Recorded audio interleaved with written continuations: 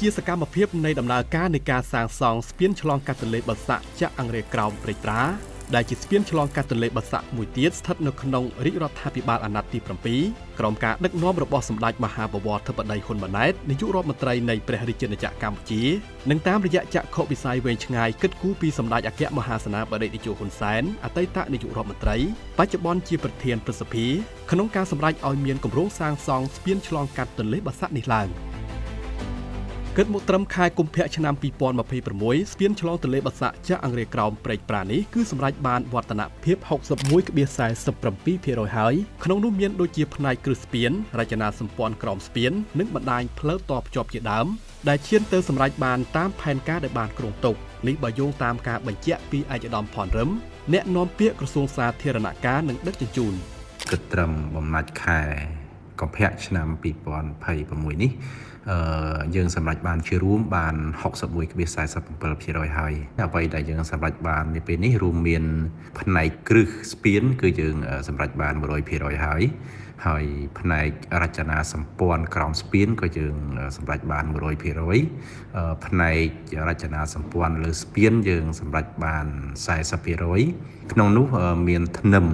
ដែលយើងត្រូវដំឡើងទាំងអស់គឺមាន180ធ្នឹមយើងសម្រេចបាន120ដើមហើយនិងធ្នឹមរាងអក្សរតេដែលយើងបានចាក់នៅកន្លែងចំនួន180ដើម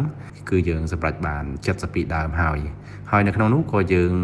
បានសម្រេចនៅលើបណ្ដាញផ្លូវតភ្ជាប់ដែលមកទល់ពេលនេះគឺសម្រេចបាន 42% ហើយបណ្ដាញផ្លូវតភ្ជាប់នេះគឺពីក្បាលស្ពានផ្នែកខាងកើតឆ្ពោះទៅកាន់ផ្លូវជាតិលេខ1ហើយនិងផ្នែកខាងលិចស្ពានគឺឆ្ពោះទៅកាន់មហាវិថីសម្ដេចតេជោហ៊ុនសែនគឺផ្លូវ60ម៉ែត្ររបស់យើងក្រោមការដឹកនាំរបស់ឯកឧត្តមពេញពនារដ្ឋមន្ត្រីក្រសួងសាធារណការដឹកជញ្ជូនតែងតែចុះមើលផ្ទាល់ហើយនឹងជំរុញដល់ក្រុមការងាររួមទាំងក្រុមហ៊ុនសំណង់សៀងហៃដែលបានអនុវត្តគម្រោងគឺធ្វើម៉េចគឺដំណើរការសាងសង់គឺឲ្យគ្រប់តាមបទដ្ឋានបច្ចេកទេសបើតាមប្រតិទិនការងារគឺការដ្ឋានជាក់ស្ដែងឃើញថាដំណើរការស្ថាបនាគឺมันមានភាពយឺតយ៉ាវជាងកម្មវិធីដែលបានគ្រោងទុកទេដោយយើងនឹងត្រៀមបញ្ចប់ការងាររបស់យើងគឺនៅចុងឆ្នាំ2027ខាងមុខឆាប់ៗនេះហើយ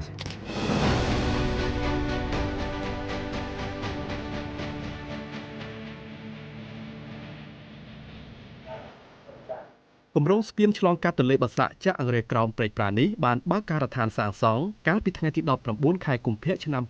2024ក្រោមអធិបតីភាពដ៏ខ្ពង់ខ្ពស់របស់សម្ដេចមហាបវរធិបតីហ៊ុនម៉ាណែតនាយករដ្ឋមន្ត្រីនៃព្រះរាជាណាចក្រកម្ពុជាជាមួយនឹងឯកឧត្តមអតីតឯកអគ្គរដ្ឋទូតចិនប្រចាំនៅកម្ពុជាស្ពាននេះគឺមានតម្លៃសាងសង់ប្រមាណជាង$60 លានដោយប្រើរយៈពេលសាងសង់ចំនួន42ខែដោយប្រើឥណទានសម្បទានពីសាធារណរដ្ឋប្រជាមានិតចិនស្ពាននេះគឺមានប្រវែង 845.7 ម៉ែត្រទទឹង 27 ម៉ែត្រមាន 4 គន្លងរថយន្ត 2 គន្លងម៉ូតូ 2 គន្លងថ្មើរជើងនិងមានទីតាំងភូមិសាស្ត្រនៅសង្កាត់ចាក់អង្រែក្រោមខណ្ឌមានជ័យនិងសង្កាត់ព្រែកប្រាខណ្ឌច្បារអំពៅរាជធានីភ្នំពេញក្រសួងសាធារណការនិងដឹកជញ្ជូនបានដឹងថាតាមរយៈគម្រោងស្ពានឆ្លងកាត់ទន្លេបាសាក់នេះនឹងរួមចំណែកដ៏សំខាន់ក្នុងការបម្រើសេចក្តីត្រូវការប្រចាំថ្ងៃរបស់បងប្អូនប្រជាពលរដ្ឋទាំងនៅក្នុងទីក្រុងភ្នំពេញនិងតាមបណ្ដាខេត្តនានាដែលត្រូវធ្វើដំណើរចេញចូលរាជធានីភ្នំពេញជាពិសេសបម្រើទៅដល់វិស័យសេដ្ឋកិច្ចពាណិជ្ជកម្មរបស់ទីក្រុងភ្នំពេញកាន់តែមានភាពល្អប្រសើរបន្ថែមទៀតគម្រោងនេះនឹងជួយដល់ការអភិវឌ្ឍនិងពង្រឹងបន្ថែមតំបន់ភូមិសាស្ត្រពាណិជ្ជកម្មរបស់រាជធានីភ្នំពេញឲ្យមានវិសាលភាពកាន់តែទូលំទូលាយនិងមានហេដ្ឋារចនាសម្ព័ន្ធប្រតិកលាគ្នាកាន់តែល្អប្រសើរជារួមការសាងសង់ស្ពាននិងផ្លូវតភ្ជាប់នេះគឺអនុវត្តស្របតាមកម្មវិធីនយោបាយដ៏ត្រឹមត្រូវរបស់រាជរដ្ឋាភិបាលកម្ពុជាក្នុងការតភ្ជាប់ហេដ្ឋារចនាសម្ព័ន្ធផ្លូវស្ពានសំខាន់ៗឲ្យមានភាពប្រតិកលាគ្នានិងកាន់តែល្អប្រសើរឡើងប្រកបដោយគុណភាពដើម្បីឆ្លើយតបនឹងការរីកចម្រើនរបស់ប្រទេសជាតិនាពេលបច្ចុប្បន្នភាពរីកចម្រើនរបស់ប្រទេសជាតិនាពេលបច្ចុប្បន្ននេះគឺមិនអាចខ្វះបានឡើយនៅការកសាងហេដ្ឋារចនាសម្ព័ន្ធដែលមានផ្លូវស្ពាននេះឯងដែលជាសរសៃឈាមរបស់ជាតិដ៏សំខាន់ក្នុងការបម្រើដល់ជីវភាពរស់នៅរបស់ប្រជាពលរដ្ឋនិងបម្រើទៅដល់វិស័យសេដ្ឋកិច្ចជាតិដ៏សំខាន់ទៀតផង ស្ពាននេះពេលដែលសាងសង់រួចនឹងផ្ដល់នូវអត្ថប្រយោជន៍ជាច្រើនរួមមានការកាត់បន្ថយនៃការកកស្ទះចរាចរណ៍លើស្ពានព្រះមេរីវង្សឆ្លងកាត់ទន្លេបាសាក់ភ្ជាប់ទៅផ្លូវជាតិលេខ1ជួយពង្រឹងដល់ទំនាក់ទំនងសេដ្ឋកិច្ចសង្គមរវាងរាជធានីភ្នំពេញប៉ែកខាងត្បូងជាពិសេសធ្វើឲ្យប្រសើរឡើងដល់ប្រសិទ្ធភាពនៃការដឹកជញ្ជូននិងភស្តុភារកម្មនៅតំបន់រាជធានីភ្នំពេញនិងខេត្តកណ្ដាលជួយជំរុញកំណើនសេដ្ឋកិច្ចជាតិជាពិសេសគឺចំណេញពេលវេលាក្នុងការធ្វើដំណើរអញ្ចឹងការតភ្ជាប់នេះគឺការបង្រួមដីគឺកាត់បន្ថយទៅពេលវេលាប្រជាពលរដ្ឋធ្វើដដែលឥឡូវពីពេក5មកខាងដង្កោទេពីពេក5មកក្រុងតាខ្មៅពីបុនត្រូវឆ្លងពីដាត្រូវទៅតាមស្ពានមនីវង្សស្ពានក្បាលខ្នល់យើងហើយចាក់ឡើងមកវិញឥឡូវយើងមានស្ពានព្រែកសំបងមួយទៀតអាចមានច្រកមួយហើយបើផ្លូវនេះបើស្ពាននេះធ្វើហើយស្ពាននេះមិនទៅតូចទេស្ពាននេះ2លេន2ទៅ2មក4ធំអញ្ចឹងគឺកាន់តែកាត់បង្រួមដីទៀតហើយដីវានៅប្រវែងដដែលទេតែមានផ្លូវបន្ថែមឲ្យបងប្អូនធ្វើដដែលកិច្ចស្ទះបានបន្ថយនៅសម្ពាធស្ទះហើយកាត់បន្ថយពេលវេលាហើយជំរឿសច្រើនសម្រាប់ប្រជាពលរដ្ឋរបស់យើងចង់ហួសទៅលើទៅត្បូងបន្តិចមានស្ពានស្ពេកត្មងទាំងក្រមមនីវង្សអាចឆ្លងកាត់កន្លែងនេះបានអស់អាជីពទៅអ្នករត់ទូកដរទេតែប្រជាពលរដ្ឋគឺកាន់តែរីកចម្រើន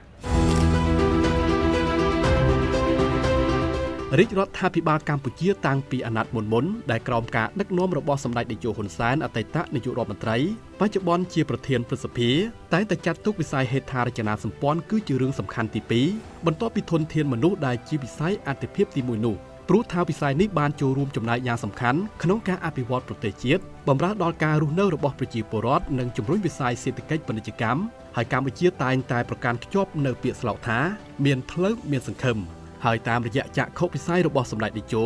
លោកមានមហិច្ឆតាក្នុងការសាងសង់ស្ពានឆ្លងកាត់ទន្លេឲ្យបានកាន់តែច្រើនបន្ថែមទៀតនាពេលខាងមុខវាមិនតាន់គ្រប់ទេតម្រូវការយើងនៅច្រើនទៀត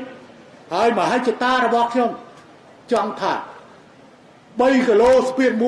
1 3គីឡូស្ពាន1កុំឲ្យប្រជាជនវៀងឆ្ងាយពេកប៉ុន្តែរឿងនេះគឺគ្រាន់តែជាចក្ខុវិស័យតែប៉ុណ្ណោះប្រទេសយើងមានទន្លេច្រើនមានព្រៃច្រើនវាអនុគ្រោះណាស់សម្រាប់ទឹកក៏ដូចជាធនធានត្រីក៏ប៉ុន្តែវាក៏លំបាកណាស់ដែរសម្រាប់ការកសាងហេដ្ឋារចនាសម្ព័ន្ធតបចុះប្រទេសដែលអត់មានទឹកអត់មានព្រៃអត់មានទន្លេគឺវាលំបាកខ្វះខាតទឹកក៏ប៉ុន្តែគេមិនសូវចំណាយទៅលើការកសាងហេដ្ឋារចនាសម្ព័ន្ធទេវាលំបាកមួយខាងវាស្រួលមួយខាងក៏ប៉ុន្តែវាជាតម្រូវការរបស់ប្រជាជនរបស់យើងស្ពានឆ្លងកាត់ទន្លេបាសាក់ចាក់អង្រែក្រោមព្រែកប្រានេះគឺជាស្ពានទី7ហើយតាមដងទន្លេបាសាក់បន្ទាប់ពីស្ពានដែលបានសាងសង់រួចរាល់ចំនួន6រួមមានស្ពានកោះពេជ្រទៅកាន់កោះនរាស្ពានព្រះមេរីវង្សទាំងពីរស្ពានព្រៃសំរោងក្រុងតាខ្មៅស្ពានកោះអន្លង់ចិននិងស្ពានកោះធំខេត្តកណ្ដាលនេះគឺជាសមិទ្ធផលថ្មីមួយបន្ថែមទៀតសម្រាប់បងប្អូនប្រជាពលរដ្ឋនៅរាជធានីភ្នំពេញនិងខេត្តកណ្ដាលក៏ដូចជាបណ្ដាខេត្តផ្សេងៗទៀតដែលត្រូវធ្វើដំណើរឆ្លងកាត់តាមរយៈស្ពាននេះដែលពួកគាត់នឹងមិនមានការលំបាកក្នុងការធ្វើដំណើរជាពិសេសការកកស្ទះចរាចរណ៍និងធ្វើដំណើរយឺតយ៉ាវដោយកាលពីមុនទៀតឡើយស្ពានមួយខ្សែនេះគឺសម្រួលដល់ប្រជាពលរដ្ឋក្នុងការធ្វើដំណើរក្តីក្នុងការដឹកជញ្ជូនសមិទ្ធផលរបស់គាត់ក្តីហើយជាពិសេសប្រជាការកកស្ទះសម្រាប់ពលរដ្ឋចូលរាជធានីភ្នំពេញក៏ដូចជាគាត់ធ្វើដំណើរពីមុនមកគឺមានស្ពានកោះនរាទី1ហើយស្ពានច្បារអំពើយើងភ្លោះអញ្ចឹងការកសាងស្ពានកោះនរាគឺប្រជាការកកស្ទះបានមួយចំនួនធំហើយប៉ុន្តែមានស្ពានព្រែកប្រាស្ពានចាក់ឯក្រមនេះកាន់តែពិសេសសម្រាប់ពលរដ្ឋនៅក្នុងមូលដ្ឋាននៃទីភ្នំពេញដូចជាពលរដ្ឋដែលធ្វើដំណើរឆ្លងកាត់ចូលភ្នំពេញរបស់យើងចំណាយពេលខ្លីដូចទៅព្រែកប្រាព្រែកអីរដងវាចំណាយពេលយូរអញ្ចឹងណាវាវៀងដល់ពេលគេធ្វើស្ពាននឹងហើយយើងទៅត្រង់បណ្ដោយវាលឿនណាវាចំណាយពេលខ្លីវាចំណេញពេលវេលាចរាចរណ៍ចូលក្រុងម្ដងវាល្ងាចឡើងវារៀនស្ទះដែរហ្នឹងតែបើពេលគាត់ធ្វើស្ពាននឹងហើយយើងទៅត្រង់បណ្ដោយវាលឿន រាជរដ្ឋាភិបាលកម្ពុជាបានចាត់ទុកការអភិវឌ្ឍវិស័យហេដ្ឋារចនាសម្ព័ន្ធដែលមានផ្លូវស្ពាននេះគឺជាយុទ្ធសាស្ត្រអាទិភាពដើម្បីជំរុញកំណើនសេដ្ឋកិច្ចជាតិនិងកាត់បន្ថយភាពក្រីក្រ